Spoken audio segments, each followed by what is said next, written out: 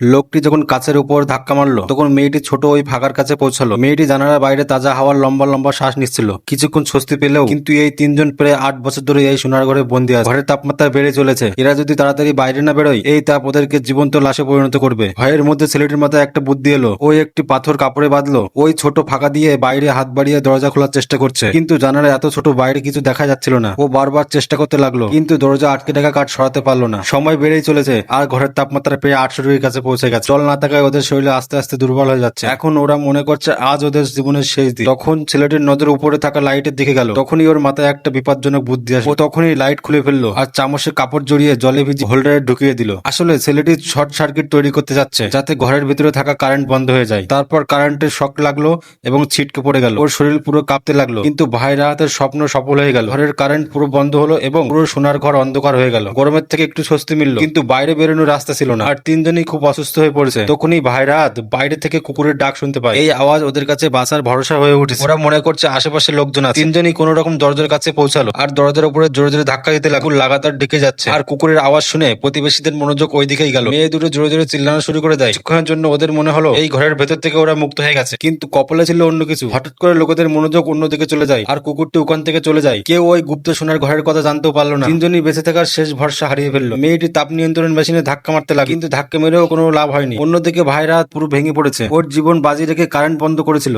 কিন্তু ওর মনে হচ্ছিল সব চেষ্টা ফালতু হয়ে গেছে। তারপর গ্যাসের পাইপ খুলে দিয়ে হাতে থাকা লোহার রড দিয়ে জোরে জোরে মারতে লাগলো। কিছুক্ষণের মধ্যে জোরে একটা বিস্ফোরণ হলো। সেই বিস্ফোরণের শক্তি এতটাই বেশি ছিল যে বন্ধ দরজা খুলে গেল। অবশেষে বাইরে যাওয়ার রাস্তা খুলে গেল, কিন্তু এই সাফল্যের পিছনে অনেক পরিশ্রম। ভাই রাহাত ওই বিস্ফোরণের থেকে বেঁচে ফিরে আসতে পারেনি। তাই ভাই রাহাতের জন্য একটা লাইক সাবস্ক্রাইব করে দিও।